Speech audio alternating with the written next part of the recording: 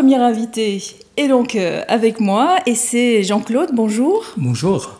Alors vous m'avez dit en arrivant, alors moi on m'a parlé de vous, c'est ma sœur qui m'a fait connaître la chaîne. Exactement. Souvent ma sœur me disait, il y a une chaîne là, il serait bien de le téléphoner. Alors j'ai dit oui, puis j'habite à Amiens, bon ça m'a passé. Et la semaine dernière, j'étais chez elle, chez mon beau-frère aussi, il faut citer mon beau-frère. De seul coup, ils m'ont fait la surprise, ils ont mis la chaîne. Parce que, pour la bonne raison que j'ai perdu un très bon ami en Martinique qui s'appelle Berthier Grivalier. Alors j'ai dit, pourquoi cette chaîne ne passe pas à mon ami là? Je voulais leur téléphoner. Alors, je vous ai téléphoné et de là, on a pris... Et quelqu'un vous a répondu qu'il y avait eu voilà, un reportage sur votre ami. Sur mon ami. Et alors, voilà. Je parlais tout à l'heure de deux carrières, parce que vous êtes arrivé à Amiens en 1968, vous êtes arrivé d'abord pour une formation. Une formation de plomberie sanitaire, je ne vais pas oublier de le dire. Plomberie sanitaire. Voilà. Et c'est ça qui vous a emmené vers un travail à la mairie bien plus tard? Ou pas du tout?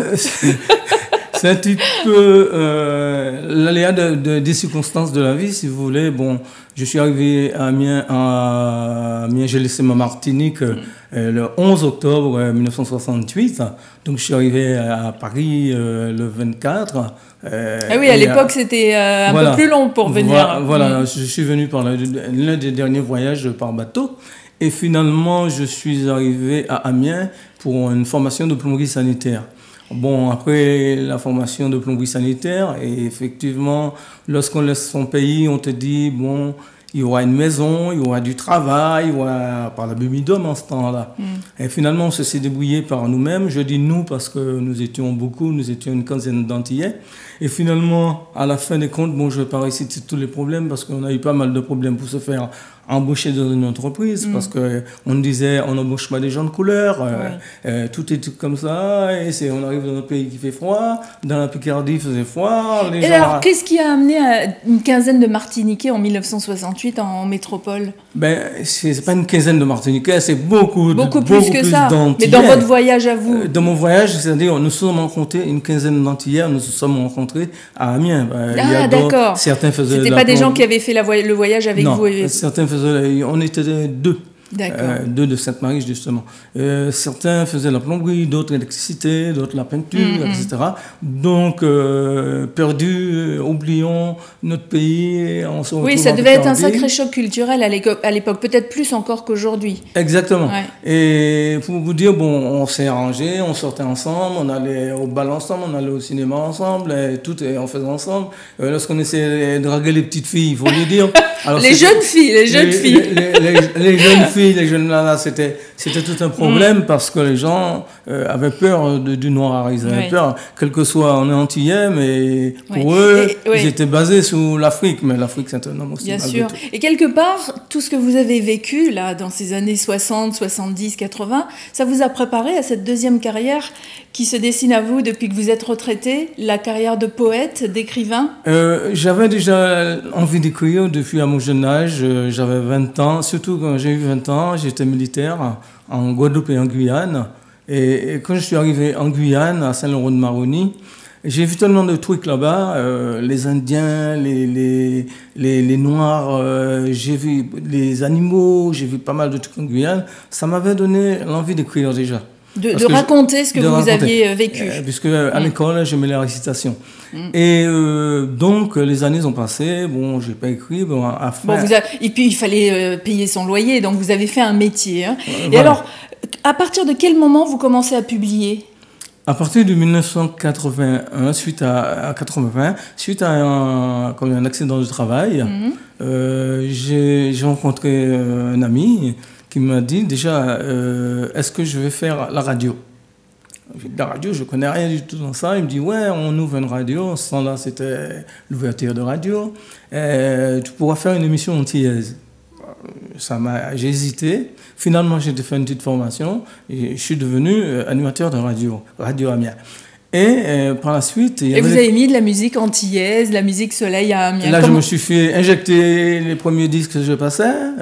Nous voulons du Johnny Hallyday. Ah bon? Vous nous mettez l'Africain, vous nous mettez des Antillais. Qu'est-ce que c'est que cette musique? Qu'est-ce que c'est cette musique-là? je repassais encore la musique. Plus j'avais la musique, je repassais antillais, africain. Et finalement, ils ont réussi à aimer le style. Avec peut-être ma voix, le charme. Le charme des Iliens, le charme des ultramarins, ça a fonctionné. J'ai invité des amis et finalement, nous avons gagné. Et suite à ça, nous avons créé une association antillaise, dont j'étais président de l'association avec d'autres amis qui sont partis maintenant.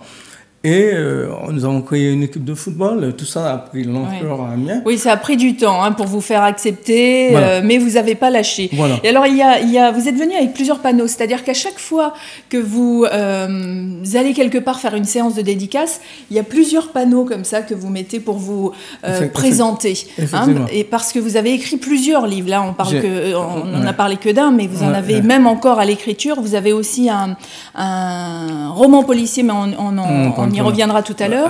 Vous avez fait des rencontres extraordinaires depuis que vous êtes poète. Vous êtes venu avec des photos parce que vous avez rencontré Aimé Césaire. Là, on vous voit en train de faire une bise à Aimé Césaire juste avant son décès. Vous avez rencontré également Jacques Chirac.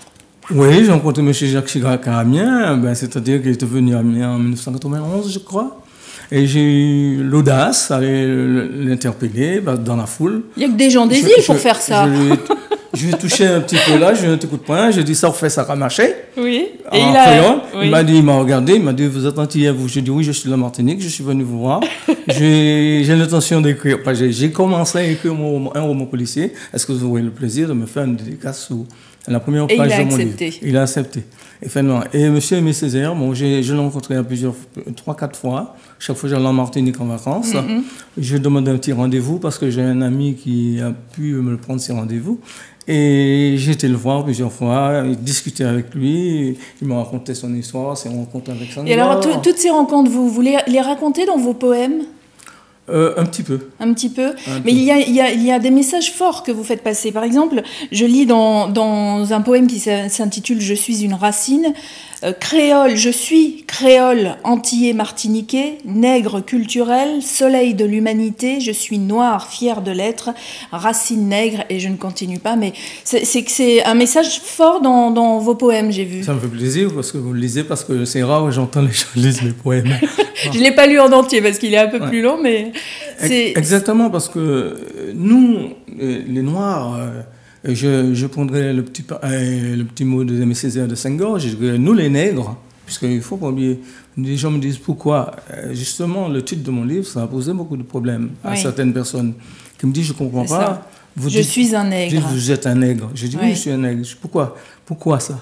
Alors, mais parce que c'est devenu un petit peu comme un gros mot, le mot nègre. On n'ose plus l'utiliser, ça fait un petit peu raciste. Tant qu'on me dit pas je suis un sale nègre, je suis un nègre. Oui. Je suis un nègre. Pourquoi je suis un nègre? Je suis un nègre qui évoque ma culture, qui évoque la douleur de mes ancêtres. Il faut pas l'esclavage. L'esclavage, il ne faut pas oublier que même si Dieu a dit de pardonner, Dieu n'a pas dit d'oublier. Nos ancêtres ont trop souffert. Il faut garder, parce que nous, à l'école, on ne nous a pas appris notre histoire. Ouais. Dans vos écrits, c'est une sorte de mémoire, en fait, aux anciens, ce que vos racines racontent. Et puis, cette mémoire-là, il faut leur laisser à ceux qui viennent. Et c'est ce qui m'a laissé, le flambeau. M. Aimé Césaire, il m'a dit, je vous laisse.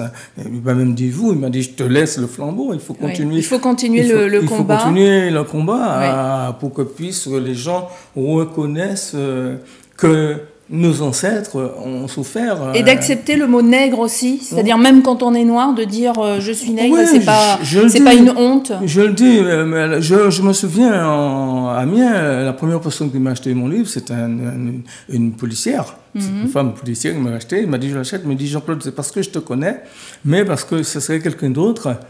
J'aurais pas acheté. Je l'aurais pas acheté parce que je suis contre ce mot. J'ai dit non, je le fais comprendre, j'ai dit mais, tu lis mon recueil de poèmes, quand tu finiras de lire, tu reviendras me voir. Voilà. Et elle est revenue ? Elle est revenue parce que je le voyais assez souvent. Qu'est-ce qu'elle a dit? Je n'avais pas compris ça comme ça. Elle dit, là, j'ai compris pourquoi tu as dit ça. D'accord. Elle a compris. Donc, on comprend mieux le mot nègre à travers vos poèmes. Exactement. Et si vous avez envie de le découvrir, eh bien, allez-y, faites des recherches. Vous allez voir, il y a plein d'articles sur Jean-Claude Manébar sur Google. Vous tapez son nom et vous allez tomber sur un blog parce que vous tenez un blog. Vous publiez tous vos poèmes. Le roman, pour terminer notre laïus, cette présentation de ce matin, le roman policier sur lequel vous travaillez aura des liens avec la Martinique, évidemment. Exactement, ça aura certains des liens, plutôt le lien avec ma ville natale qui est de Sainte-Marie. Donc je suis né dans une ville, ça porte son nom, Sainte-Marie la Vierge. Alors le titre de ce roman, vous l'avez déjà? Le titre, c'est Qui a logé 3 balles à Sainte-Marie. Qui a logé 3 balles à Sainte-Marie. Oui. Alors moi, je vous invite à revenir parler de ce livre quand il sera sorti. Exactement. Ça vous convient? Sans problème. Bon, alors je vous donne rendez-vous. Et ce sera dans combien de temps? Ben, j'espère. Là, je me vois en Martinique.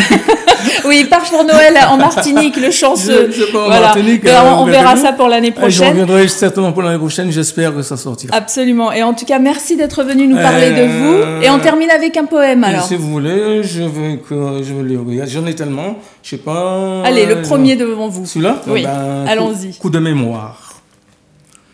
5 heures du matin, mon coup de mémoire du 10 mai 2014 à Amiens, c'est l'histoire jadis de ma mémoire rencontrée. Mon sang s'est évaporé dans les mains des bourreaux déchaînés. Ma peau, ma chair, a pourri en poussière dans la terre. Mon squelette est identique au fond des cimetières pacifiques. La mort est universelle pour tous. À chacun son heure, à chacun son jour, à chacun son destin. Mon âme se repose en quelque part dans le ciel du service de Dieu. Mon esprit voyage en permanence dans vos pensées tourmentées. Souvenez-vous des chaînes soudées. Souvenez-vous des coups de fouet. Souvenez-vous des mépris des scélérats. Souvenez-vous des coulées de sang des enfants. Souvenez-vous des supplices des femmes violées. Souvenez-vous des hommes morts, noirs, massacrés. Souvenez-vous, et oui, souvenez-vous des sourires des chiens méchants. Pas de vengeance contre les innocents. Dieu a dit de pardonner, mais Dieu n'a pas dit d'oublier. Femmes, hommes noirs, vous qui m'écoutez, n'oubliez jamais ce qui s'est passé. Je me souviens des sons rythmés, des peaux de chèvre, des tambours djembé, goka belé,